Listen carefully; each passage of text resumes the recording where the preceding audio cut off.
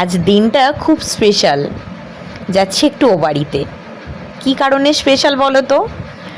আজ আমার ছোট্ট বোনটার 9 মাসের স্বাদ। সেই উপলক্ষে আমি এ বাড়িতে এসেছি। অনুষ্ঠান হচ্ছে না বা কিছু বড় করে আয়োজন কিছু হয়নি, হয়েছে ঘরোয়া কিছু লোকজন নিয়েই ওকে 9 মাসের স্বাদটা দেওয়াই, শুধু বাড়ির লোক কয়েকজন নিয়ে। দুপুরবেলা ওকে নানান রকম রান্না করে খেতে বসিয়ে দেওয়া হলো। বাড়ির সবাই এক এক করে ওকে আশীর্বাদ পর্ব সেরে নিল। আমি যদিও ওর থেকে 1 বছরের বড়, খুব একটা বড় নই, তাও বড় দিদি যেহেতু, আশীর্বাদ দাও আমিও সেরে নিলাম। আর ওর কোলে বসে আছে আমাদের রূপকুমারের বোন। ওকে কেউ আশীর্বাদ করেনি গো সোনাটা আমার, তাই আমিও ওকে আশীর্বাদটা সেরে নিলাম। ও তো দেখছে যে সবাই কি করছে, আমাকে কেউ কিছু করছে না কেন। যাক, ওদিকে বোন এবার খাচ্ছে আর এদিকে আমি 3 ছানাকে বসিয়েছি খাওয়াতে।